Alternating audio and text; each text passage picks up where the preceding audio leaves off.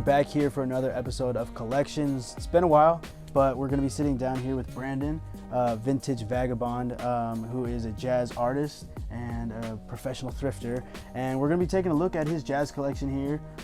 So this will be the first time that we're going to see a bulk amount of jazz t-shirts, crew necks, all that jazz. But I'll kick it over to you. What do you want to introduce here real quick? Tell us a little bit about yourself and how you got into jazz. It'd be great to know why this means so much to you. Okay, cool. Let's see. I'm born and raised in Indianapolis, Indiana, Far East Side. Went to Lawrence North, and I've always been interested in not just music, but jazz. Like since I was maybe like 10 or 11, I was drawn to it. So I begged my mom for, I want to say 2 or 3 years to get me a saxophone. And then I finally did for my 12th birthday. And, I've just been, grinding hard and really dedicated myself to the music ever since then. It means a lot to me because not only do we have a rich tradition of jazz in Indianapolis, it's America's music. It was founded here, it was created here. It's Black American music, so that's something that is really near and dear to my heart, and I feel like it's my job to continue to push boundaries of the music and to highlight things that are part of my culture. So having the shirts is just like another boost for me whenever I'm performing and stuff. It just goes hand in hand for me. I want to say I really started collecting 2 years ago. Okay. And really just dove in head first and was just trying to get as many as I could, and of some of my favorite players and people that I really look up to as well. Right. And then one last question: what kind of saxophone do you play? I play alto. I play them all, but my primary instrument is alto saxophone. Okay, gotcha. Cool. All right. Well, we can start to get into, because I know we have a big pile here. So where do you want to kick off? Let's start off with one of my main influences on the saxophone. Let me pass you one too. We have double up. And I think if I am correct, somebody else also has this shirt in Indy. Brian over at Select Shot, shout out to him. He has this shirt as well. It's one of my favorite saxophonists, John Coltrane, with his album Chasing the Train. Nice front hit on one of my favorite tags as well. I'm a big tag head. The Gear Ink. If it doesn't have Gear Ink or Fruit of the Loom, I'm not messing with it for the most part. I really like these tags. They're nice and thick, as well as the material is really good as well. Right. John Coltrane is the GOAT, one of the greatest saxophonists of all time. Very spiritual, and he's been very influential in my saxophone journey and my musical journey. He's one of the reasons why I started growing out my locks as well. So it's nice to continue to study his music and then wear these shirts, just because he means so much to me, Yeah. Let's see this Hollywood Bowl shirt. So, to my knowledge, the Hollywood Bowl is also the Playboy Jazz Festival, but they just have it at the Hollywood Bowl. But this is supposed to be the, whose big band is this?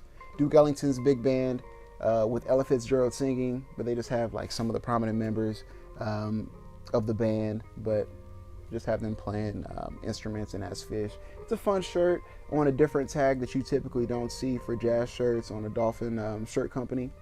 That's funny. It's one of the cooler shirts that I think I have in my collection, and it highlights big band music, which is where a lot of this music that we have for jazz originated from. Right. Let's see what else we got here. Little Walter. Not one of my favorite singers, however, I do respect his craft. It's on a nice Haynes heavyweight tag. You don't really see him on printed on this tag too much, at least for this specific singer, which is another reason why I really like this shirt. I'm trying to think when I got this. I think I maybe made a trade for this shirt 3 months ago in Fort Wayne at one of my friends' events. So shout out to whoever I traded because I really needed this shirt for my collection. Yeah, I met you at a vintage event because you were playing. Has that become how a lot of people know that you collect these? Do you tell people I'm always looking for jazz stuff and they hook you up, or how does that work? I'm always telling people like, hey, look out for me, please. I tell people, hey, I'm the jazz man, please look out for me.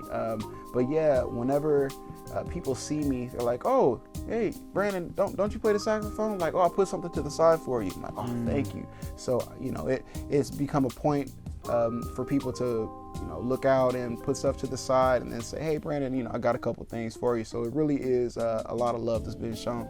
Nice. Let's see. Oh, I just mentioned Duke Ellington. This is one of my all-time favorites. It's similar to the album cover with he and John Coltrane. I believe that's Sentimental Mood. In a Sentimental Mood, one of my favorite albums. I like it because it's close to that album cover. Like I was saying earlier, if it ain't Fruit of the Loom or Gear Inc., I don't want it. I don't really mean that though. But definitely very nice shirt. Yeah. You mentioned the Coltrane Ellington album. I feel like a lot of people know the sample that Mac Miller has on his album. What do you think, like, people in this generation, like, that don't necessarily know jazz, like, do you see like an avenue for them getting connected with that music? Like, is it through sampling, or is it just like going out and listening to the music? How would you recommend someone that doesn't know a lot about jazz to get started? That's a good question. Definitely going out and just listening. Listening is always good.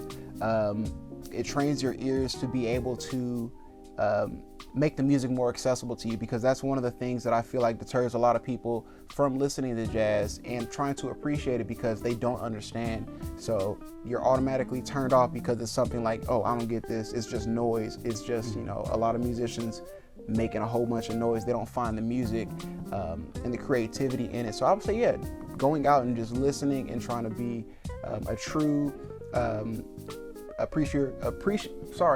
someone just who really appreciates the music and, you know, is honest with themselves going out. Sampling is definitely a great way to get into it as well, because hip hop uses so many different jazz samples. Kendrick Lamar, boom, right there, literally has his Untitled album. He flipped a lot of different jazz standards. Like he flipped Nardis and did a different take on it, but it's still the chord changes for the tune Nardis by Miles Davis. So that's a person I would start with personally, is Kendrick Lamar, because he's from the jazz tradition, as well as his classmates from whatever high school he went to. And he had explained this in one interview I checked out. They all were listening to jazz, and although he isn't a musician or he doesn't play a musical instrument, he still is a musician and does respect the tradition of jazz. Let's see. And speaking of hip hop, one of my favorite all-time shirts. So there's Jazzmatazz 1 and Jazzmatazz 2, and Jazzmatazz 2 by Guru. It features one of my favorite all-time saxophonists, modern, who's still living, Kenny Garrett. And we'll see a shirt by him later on. And it features Branford Marsalis as well, who's another saxophonist who's near and dear to my heart. But the list of people that's on this album, not only jazz but hip hop as well, is ridiculous. You got Chaka Khan, Freddie Hubbard, who is a local jazz legend, trumpeter, NEA jazz master and in the Hall of Fame. Jamiroquai. Who else do we have on here? Bernard Purdy. Who else do we have? Kool Keith, Big Suge. You know, it's the who's who. And this album really means a lot to me. I've worn it out numerous of times. And, you know, it just doesn't get old for me. It really is like the epitome of what I think jazz and hip hop, if you're going to do a nice meld or fusion album, that's what it should be. And yeah, I use that to bring inspiration for my own writing whenever I'm writing music. And it just brings me inspiration to my day as well as I'm just going through. I'm not really a big fan of Kenny G. However, I respect the heck out this man because he can play the saxophone and he's really brought it to the mainstream. And, you know, a lot of people think he's cheesy, but, you know, Kenny G, he's a little cheesy, but he really has pushed the saxophone and push the music forward. So I do appreciate him for that. This is a nice 1993 Kenny G live in concert shirt. Nothing too crazy, but I do love that all of his shirts have some, pretty crazy graphics. There's a couple 80s ones that I'm on the hunt for. Most of the ones that I have are from the 90s, but the 80s ones are very similar to the pattern or the graphic that they have on this one, kind of creative with the art, different watercolors and stuff like that. Right. Similar to this Chick Corea Electric Band, like somewhat similar to this one. Granted, it's not a 80s shirt. I think this one's from, let's see, the 93-94 World Tour. But he has another one with these same little people on it from, I want to say 88. It's just one of the signature doodles, if you want to call it, for the Chick Corea Electric Band. You're always going to see this style of art for the albums, which is pretty cool to see whenever they were releasing new work.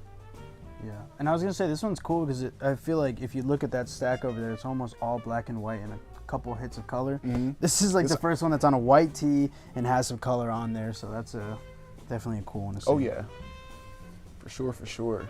Let's see what else we got here. One of the best drummers in jazz history, Buddy Rich. I think I got this in Columbus, Ohio. One of the buddies hooked me up and put this to the side for me. No, it was Louisville, Kentucky. That's what it was. Put it to the side for me. This one's not as old, still is a 90s tee, but it's on the Lead Total Cotton tag. Nice thick tag. Has a cool back hit of all the different cymbals and the drum head companies that he used. I don't believe that he was sponsored by all of them, but I know that he did play Zildjian. I'm trying to think what other type of cymbals that he played and used, but this is just one of my favorite tees for big band, just because he is the epitome of like big band drumming, and I know he was one of the influences for the movie Whiplash. If you've seen that, the drummer was trying to emulate Buddy Rich's playing and was trying so hard, and he'd played his hands so raw that they were bleeding and everything. So he's really inspirational. It's one of my favorite shirts.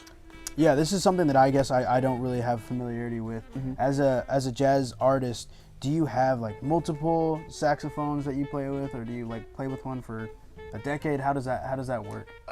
So you have different skill levels of saxophone specifically. You definitely can, if you get by with an intermediate to a pro saxophone, you can definitely take that with you for your whole career. However, it just depends on the player. So I do have one saxophone that I've been playing for almost 20 years, but there is another one that I have in my stable of saxophones that is going to edge out the other one once, it's repaired. Sometimes people just like to play either modern instruments versus vintage instruments, so it just depends. So I do go back and forth between my saxophones, particularly my alto as well. Okay. Let's see. Let's mess with this one. We got the crooner, Nat King Cole, and his daughter. I didn't even know Natalie Cole was his daughter, and I'm embarrassed to say this because I just learned that maybe about a year and a half ago. I was just trying to get this shirt for a long time, but I got it from the homie in Wisconsin last year. Whenever I went there for an event, I think it was a Six Ways Market event.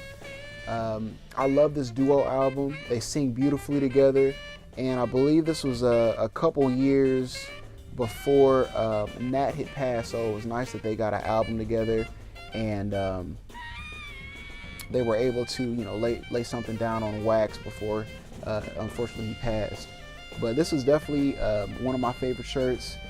I think this is one of the only ones that isn't white. It's like an off-white beige color, which adds to the factor for me, or the wow factor. I honestly just have a big stack of black and white, but it's nice to have some variety in different colors in the collection as well. Right.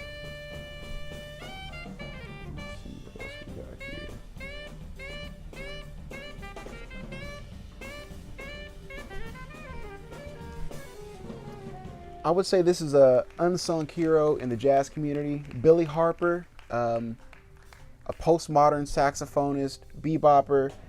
He's one of the best tenor saxophonists who's still alive and kicking right now.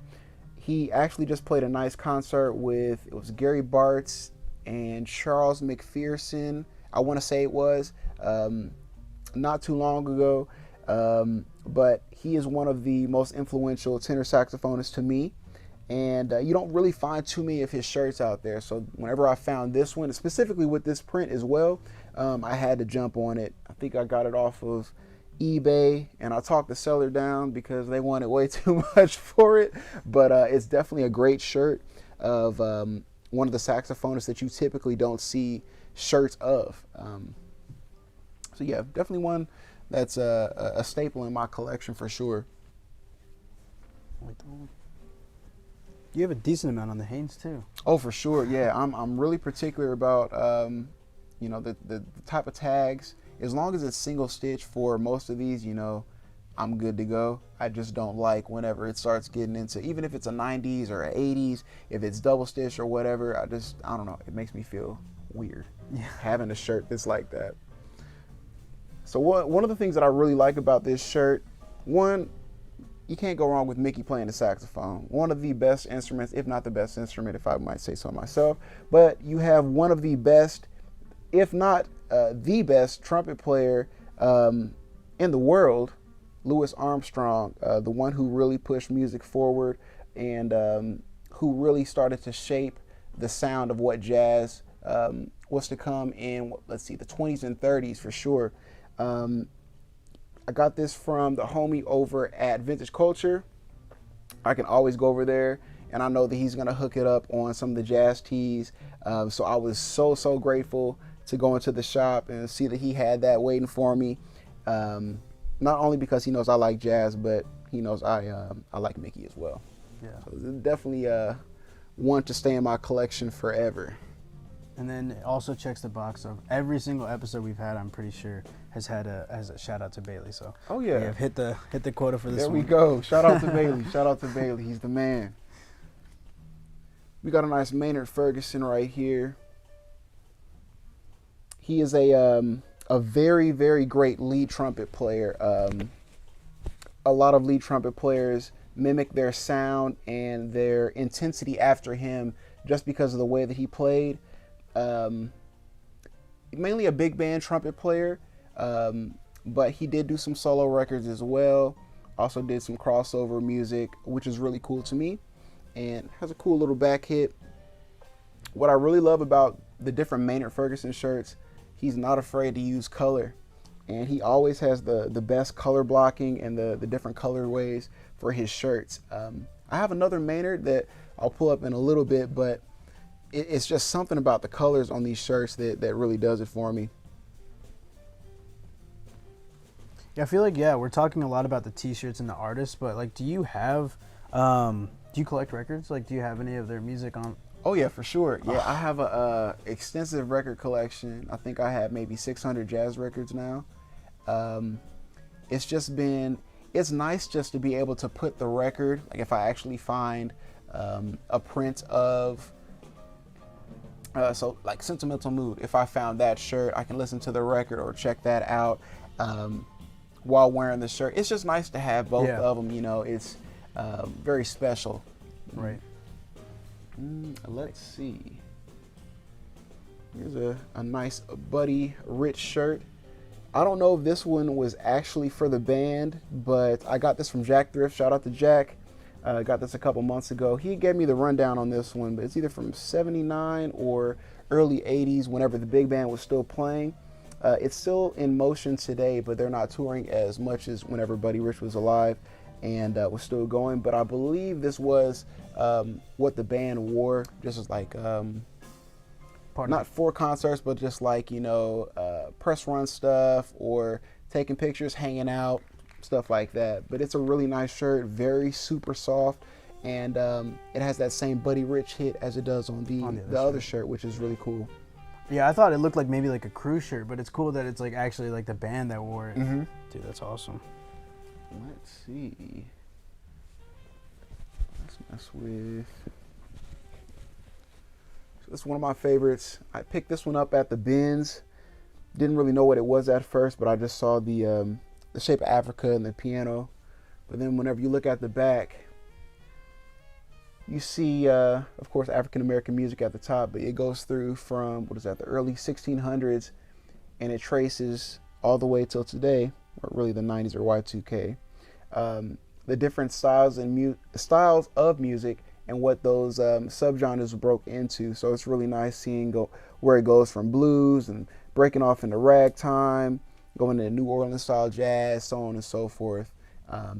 It's just nice to be able to see a piece like this, which goes into depth instead of just reading about it in books. Because I remember in my jazz history class, literally going through all these different genres of jazz. So it's cool that it's highlighted on a piece like this. Because there are so many. I feel like I look at albums and they put it into these like categories and then subcategories, and it gets so granular. But it's cool to know like that there's just like different types of jazz. It's not just like like rock's kind of like rock, and then there's like all the subgenres. It's interesting to know that also exists in other types. Oh yeah, for sure. Jazz is all encompassing. A lot of things fall underneath the umbrella of jazz, and a lot of people wouldn't think that. So it's always nice just to go on a deep dive and learn about different styles as well. Speaking of different styles, this man had a different style. The old blue eyes is what they called him, Frank Sinatra. And I got this from my buddy Tim. Shout out to Tim, Rejuvenated Finds. On a nice Zion sportswear, this is rootswear, not sportswear. On a 1X tag. I just love this print. I think I got this maybe a year ago, whenever we were both doing an event together.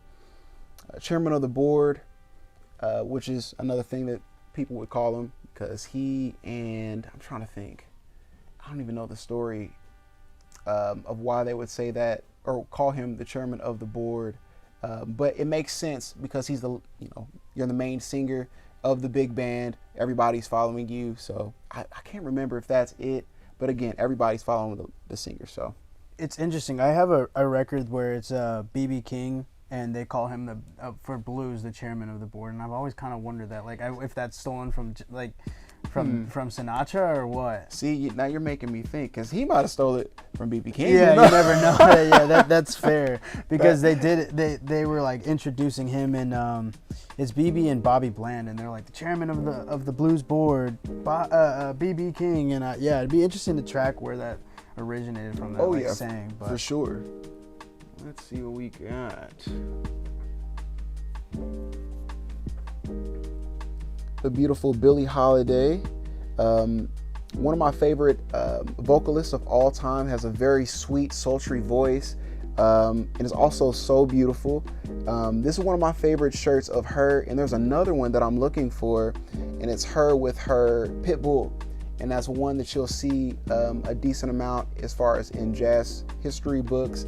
You'll see her and her dog, and I forget her dog's name, but there's another shirt that's in black and white that has her just petting her dog, and it's one that I definitely want to add to the collection soon, but definitely one of the ones that I love definitely one of the ones that I love in my collection of her.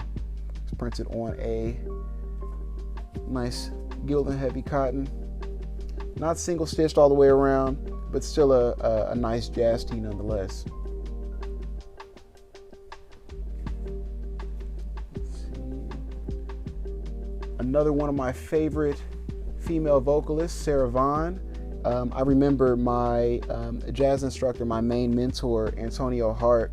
He made us study the crap out of Sarah Vaughan because she was a precursor to Billie Holiday, Ella Fitzgerald as well. So, going back to the beginning is really what we all should do as artists, or just people who are true historians and trying to learn more about their craft. So I appreciate him even more so now. So this shirt really reminds me of him and brings me back to the basics, going back and listening to the jazz greats and listening to what made them great and the little details that they added in. Yeah. And that's one thing that I can say about Sarah Vaughan, the ease in which she sings. She doesn't overdo it, and she's always about the music and in the moment. So this is definitely one of my favorite shirts of her. You don't see them at all either, especially on a Fruit of the Loom and the XL. These pop up every now and then, so I definitely had to grab this one. And it also has the Birdland hit. So is that was where that performance was from? Yeah.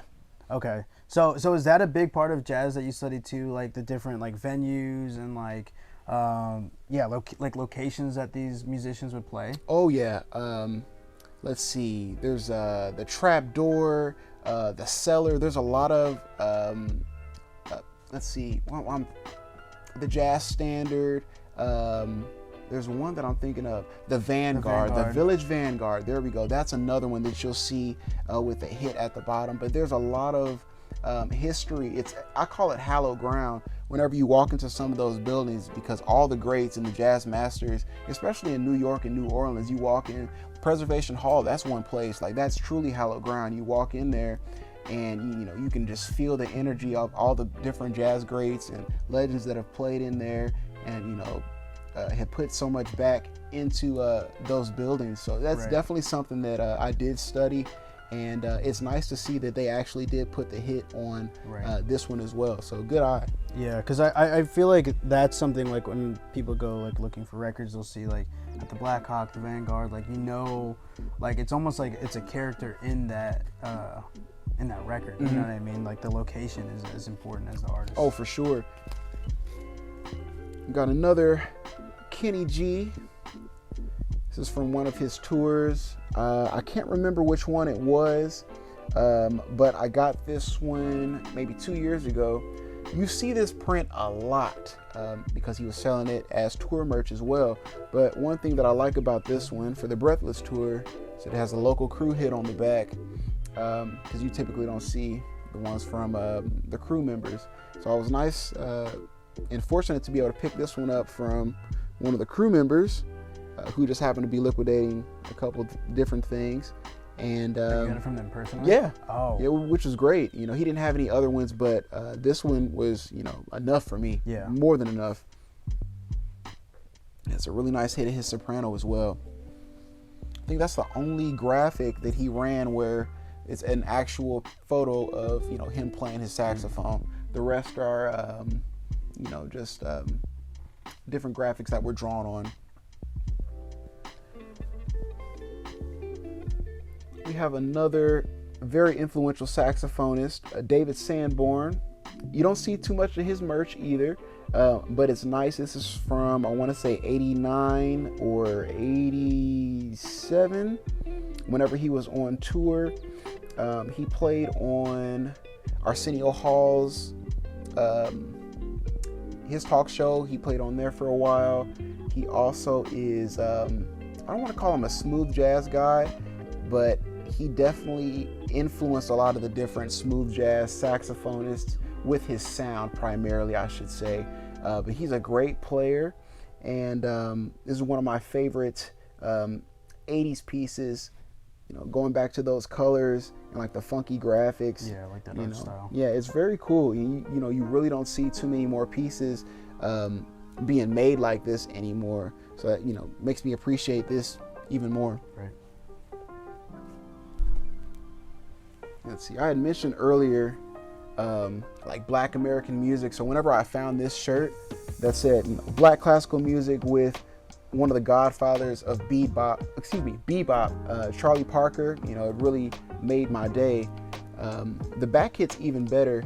It just highlights so many different jazz legends: Thelonious Monk, Duke Ellington, Louis Armstrong, Ella Fitzgerald, Charlie Parker, who's on the front, Dizzy Gillespie, like Coltrane. There's too many to name on here. Coleman Hawkins. Like this is one of my favorite shirts, and I'm really, really, really fortunate to have this one. I haven't seen it anywhere else, but yeah, it'll never leave my collection. This one's also on a Fruit of the Loom, single stitch all the way around, but it just makes me that much more appreciative of the different jazz artists. You got Sarah Vaughan on there, like all the different names and the faces that we've seen so far. A lot of the names are on here, which is amazing. I was gonna to say, this is a pretty extensive list of, if you just went and found any of these artists, first off, they'll branch off into other, you'll discover other artists through that. Mm-hmm. But I mean, this is actually maybe so far one of my favorites you've shown because of the back hit, the front hit, and just like the yellow on the front.